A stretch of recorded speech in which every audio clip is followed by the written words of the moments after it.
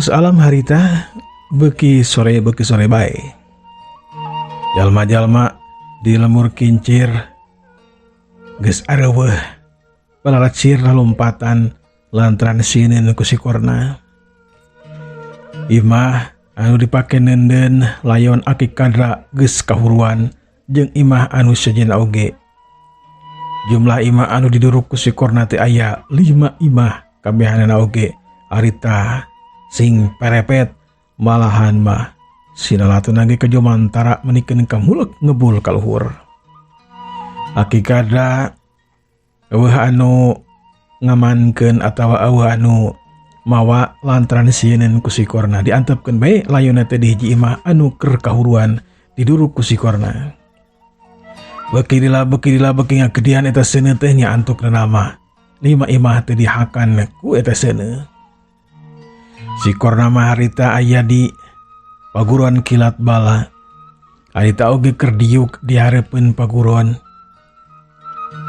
Manehanana keur nyuruput cai herang karasana pikeun sikorna mah geunah jeung semu amis. Perasaan sikorna dina waktu harita kacida bungahna lantaran hasil ngaburak balik lembur kincir.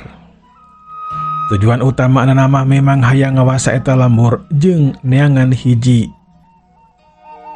jajaka anu geus ngajadikeun sikorna jeung wadia baladna teh pernah dipanah teh ya kapanan aya anu beunang sukuna pingpingna jeung leungeunna. Eta jalma teh nu katelah si Bayu teh ya. Setelah si Bayu di lemur kincir mah memang eueuh ditingalian oge budak laletik atawa budak remaja da eueuh anu mirip jeung si Bayu. Sikorna di lemur kincir dengan sosoranganan. Jalma-jalma geus bubar katawuran ting kamarana. Anu penting mah bisa nyelamatkeun diri we teu dipaehan ku sikorna. Sedangkan murid utamana Aki Kadra nya teu naat maja sadala jeung luso nasibna can kanyahoan. Lantaran anu tiluan teh ngapung ngawang-ngawang, sikorna gunakeun jurus raja angin pikeun mentalkeun tilu jalma eta nya nu antukna masing kalayang ting ka mana. Mangsa alam bekirila teh beki ngadeukeutan kana wanci magrib. Nya nu antuk nama ragata kreup we alam teh geus diganti ku mangsa alam poek atawa mangsa alam peuting. Sulacih ciri-ciri cangkas pebence di saradap patembalan jeung palabaturna di pipireun atawa di beruan paguruan kilat bala. Sikorna dina waktu harita asup ka jero paguruan manehanana neangan tempat pikeun istirahat pikeun ngagoler. Nya nu antuk nama manggih kamar. Jika nama apalagi si Atmaja sadala jeung luso geledag be harita teh dina dipan saterus nama ker sikorna teh sare menikeun katibra.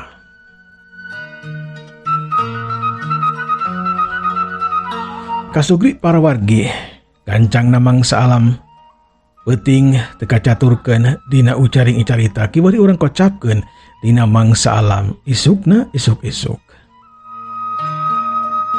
Tonggere tereang di saradap, manuk-manuk reang di sarada, patembalan cing pada baturna, menikeun ka cing carwit. Sing kalper barungah bisa arolin, bisa papanggih jeung anu jadi baturna. Cahaya panan poe medal, di belah wetan menikeun ka sumirat nyangan buana pancatengah. Si Korno dina waktu harita can hudang, manehanana masih keneh we ngakuheur sare. Dina wanci hanet moyan kakara si Korna teh ngulis si kodang. Saterusna mah keluar di kamar gek diuk ka harita. Ditepas manehanana ngarasa kaluman lantaran hirup sosoranganan di lemur kincir.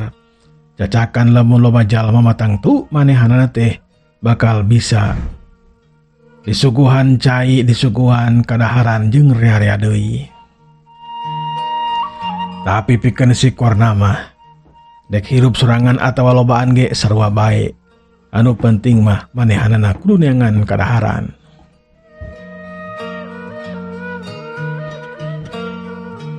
Kasugri para warga cag urang tunda heula sikorna. Daden Garmo jeung anu sejenna kiwari urang balikan deui. Kumaha nasibna si Guru Asad Juli, si Bayu jeung anu sejenna anu harita aya di leuweung macan.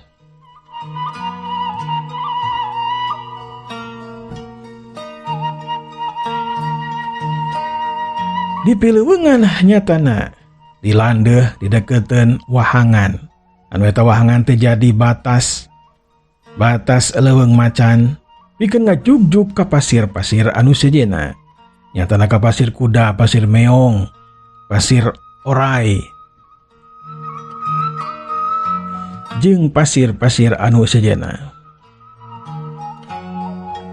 Si Bayu harita lulumpatan manehna ngepecir menikeun kasataker kebek lumpatna lantaran di tukangeuna aya meong anu keur lumpat sarua harita ngudag ka manehanana. Si Bayu dina waktu harita sadar kana eta kayaan, eta meong teh memang meong kajajaden, meong anu beda teh meong anu aya di pileuweungan anu sejen. Ieu mah meong teh katemponna ngarti, katemponna teh jeung deui sorot panonna ge beda. Si Bayu harita lulumpatan manikeun kasing pelesat eta masih meong kitunya dina pada gancang lumpatna jeung diluncatna teh tarik luhur oge jauh. Teu aneh si Bayu dina waktu harita bisa kaudag ku hiji meong. Meong teh harita geus mengatan jalanna si Bayu. Di tukang aya tiluan, cileng harita anu hiji luncat kagigir ka belah katuheun si Bayu, hiji dicileng ka belah kenca. Atau pegawai si Bayu harita dikepung ku opat meong anu gede teh pikasieun. Gede pisan eta meong teh dibandingkeun jeung meong anu biasa mah. Ieu mah leuwih gede eta meong teh. Buntutna kupat kepot. Teuteupannana seukeut malahan mah panonna teh sumuhurung. Ari si Guru Asad jeung Juli mah da geus ngajoprak teh tadi ge teu inget ti bumi alam bakat tingku sieun ku eta meong. Ari Mang Durma Cacan jeung Kimong di mana keneh masih kene di perjalanan. Da datang kadinya teh ka pileuweungan ngabutuhkeun waktu anu lila pikeun Mang Durma, Mang Cacan jeung Mang Kimong. Ari si Guru jeung Asad ke-75 teuing kumaha. Waktu teh asa tereh pisan asup ka pileuweungan. Dihitung-hitung mah aya kana 2 jamna. Ari Mang Durma, Mang Cacan jeung Mang Kimong geus 3 jam acan nepi-nepi keneh nepikeun ka harita. Sedangkan si Bayu harita nyokot panah saterusna mah eta panah teh disiapkeun. Si Bayu ngancam-ngancam ka eta meong mun tia mah nyamperkeun tang tu bae eta panah teh bakal ngablesat kana beungeut eta meong. Hei si gadang meong, naon sababna andika teh kalahkeun ka ngapungka kuring ieu? Naon coba salah kuring teh? Ngajak ka dia dek nulungan si Guru tuh, si Asad si Juli anu geus ngageloler, pingsan, kapiwaan, sieun ku aranjeun. Kula datang ka dia teh henteu niat goreng, henteu niat ngaruksak ieu leuweung, teu niat ge pikeun moro henteu niat teu. Jadi tong macem-macem maneh teh maung, cicing atuh cicing. Gaur eta sorak maung teh kalakeun ka ngagaur. Jeung ngagaurna teh kabehanana. Saurang mimitina mah terus dituturkeun ku sorak maung anu tiluan. Eta mah menikeun ka ngageleger soranana teh. Bakat tingku naon, bakat tingku tarikna sorak eta maung. Malahan mah Mang Durma, Mang Cacan, Mang Kimong oge ngadenge kana eta sorak maung anu sing galeger.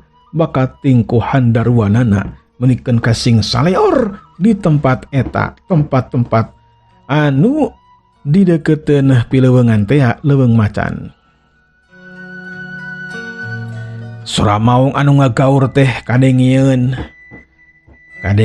ku si Wardi, kadengieun ku si Garmo, kadengieun ku Daden jeung si Korna anu aya di pilemburan. Anu aya di lemur kincir, lemur pateungteung, lemur sukma.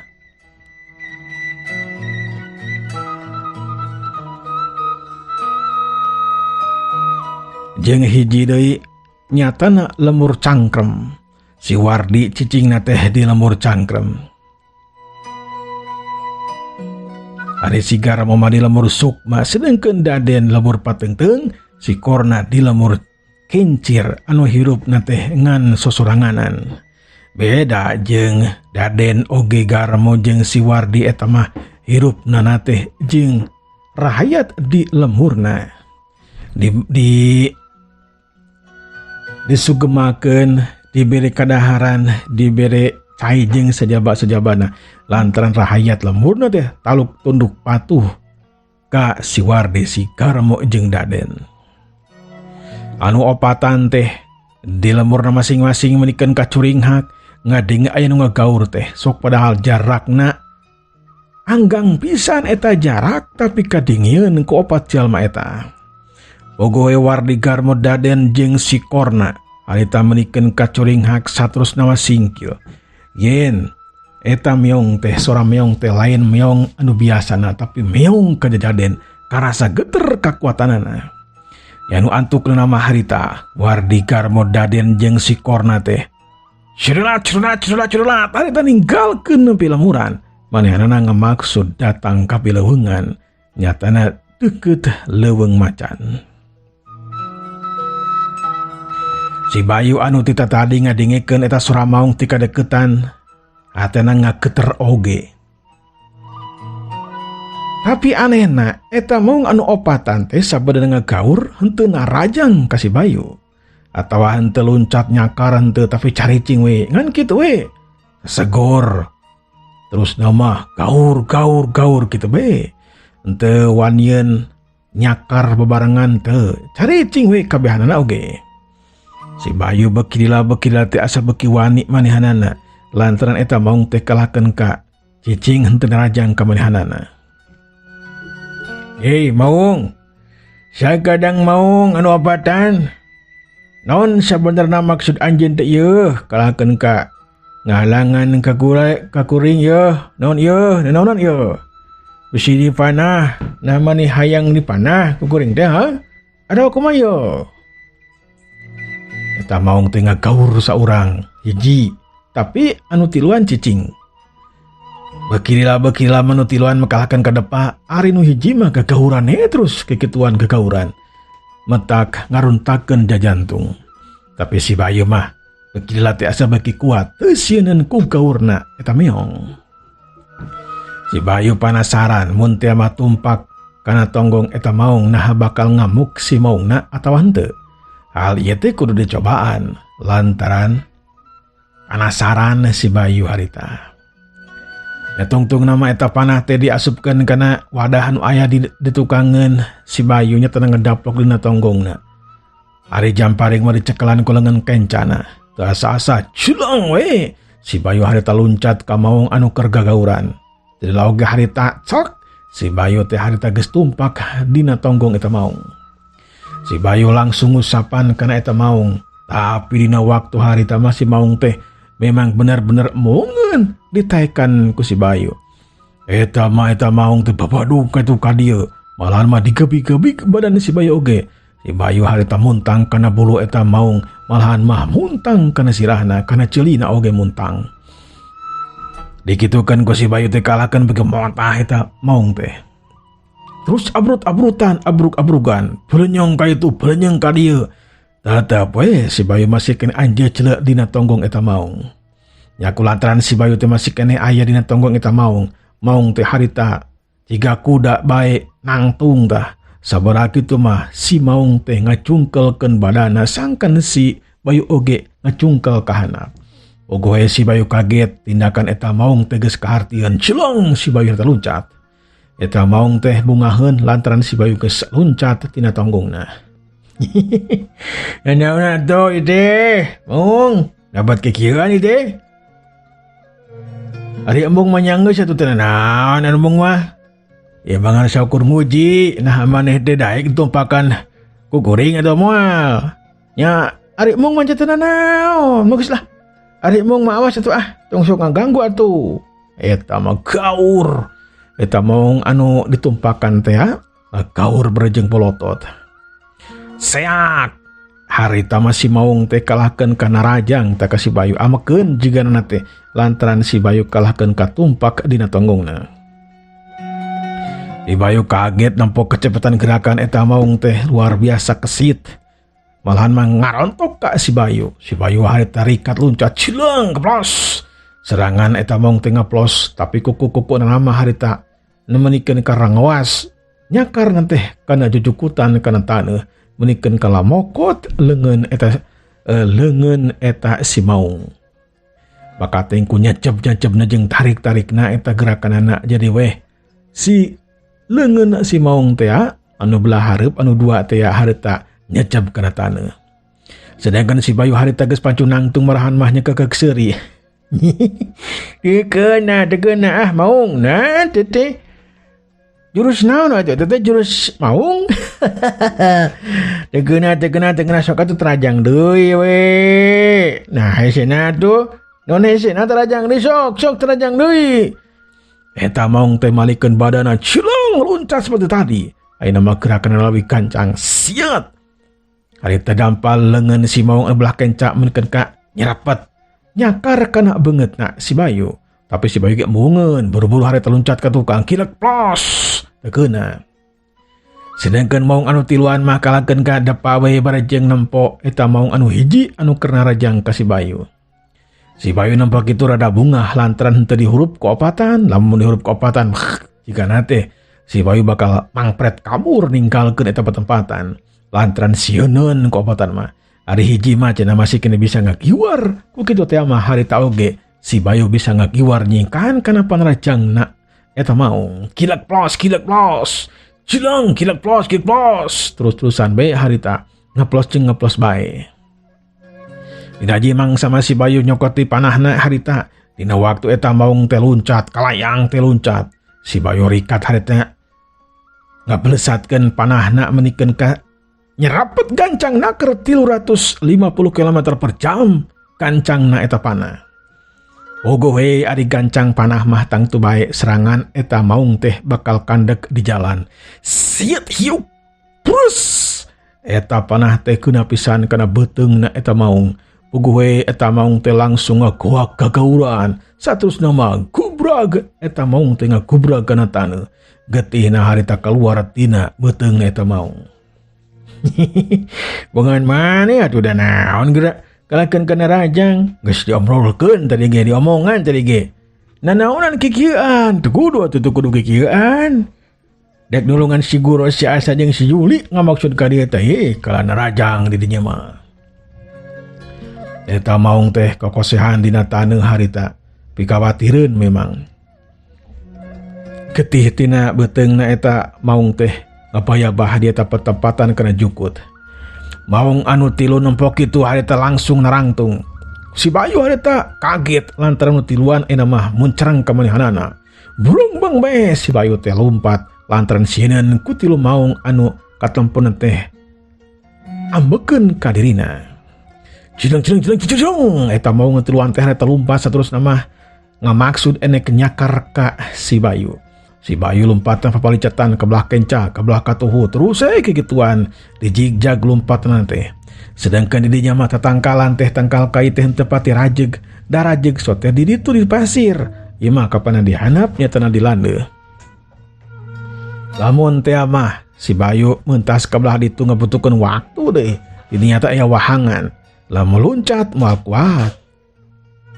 Tapi jika lamun kapepet-pepet teuing masih Bayu bakal ngalakukeun tindakan kitu nyatana luncat. Harita mah masih kene bisa we papalicetan, terus we papalicetan.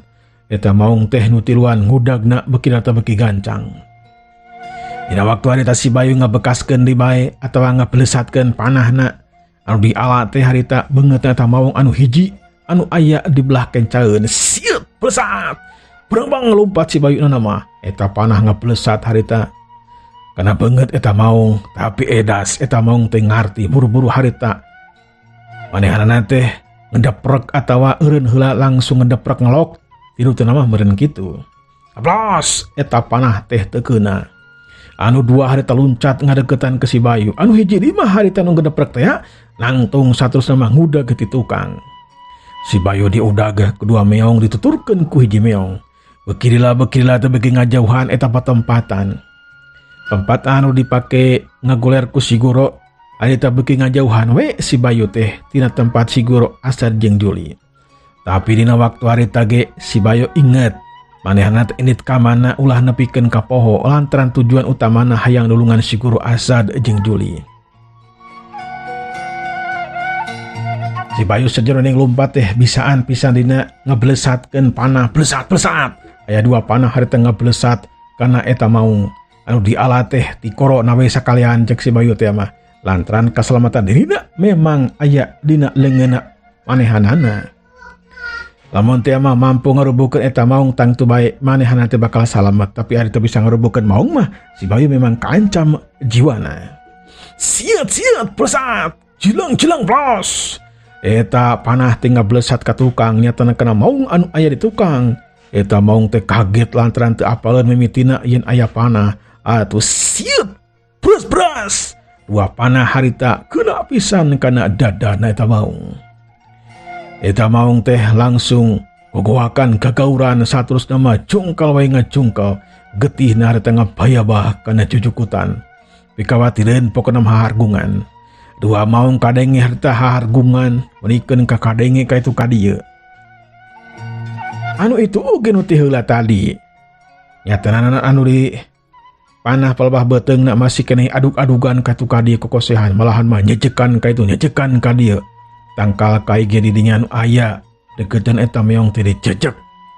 Menikeun ka nag-nagan jujukutan mah geus rebah jujukutan mah lantaran eta si maung teh jadi ngagoler saterusna mah jadi muter. Maung anu eta ge anu kakeunaan 2 panah geus sarua kitu muter ka itu kadieu. Sedangkan anu 2 deui kudag ka si Bayu. Si Bayu harita lompat ka itu kadieu teu cape-capeun. Si Bayu malahan mah bunga we nu aya lulumpatan kikituan teh asa dijieun latihan pikeun si Bayu mah. Nu matak dina waktu lulumpatan teh kadang-kadang mah manehanana barejeung ngagorowok pikeun ngaleungitkeun panik atau pikeun ngaleungitkeun beban dina badana sangka lompat teh enjoy we bahagia dina waktu lompatna. Tetela beki dia teh lompatna si Bayu teh kalah beki gancang. Eta meong anu biasana gancang teh eleh tak kulumpatna si Bayu menikeun ka ngabecir gancang naker.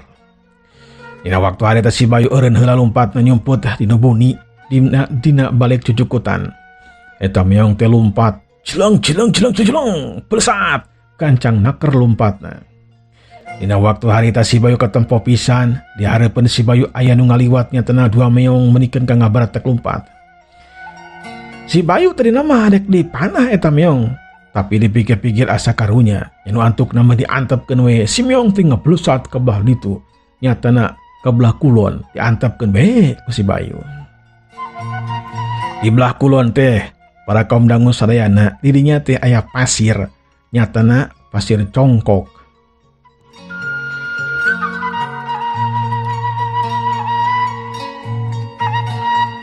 Nyatana pasir congkok, pasir orai.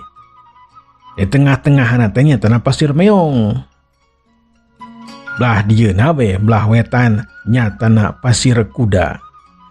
Jadi dina waktu si Guru jeung babaturanna kadinya teh memang palabahan pasir kuda. Palabahan pasir meong teu aneh aya meong nyamperkeun ka si Guru. Dina palabah si Bayu harita lompat eta mah geus asup kana pasir orai di dinya teh. Jadi lamun diteruskeun ke belah kulon maka engke teh bakal asup ke pasir congkok. Si Bayu harita nangtung saterusna mah cileng. Si Bayu harita loncat ngepelesat harita lompat nyamperkeun ka meong anu 2 teh anu geus ngacopra kahargungan. Eleuh waktosna para kaum dangu sadayana jeung kantun ka sadayana. Wassalamualaikum warahmatullahi wabarakatuh.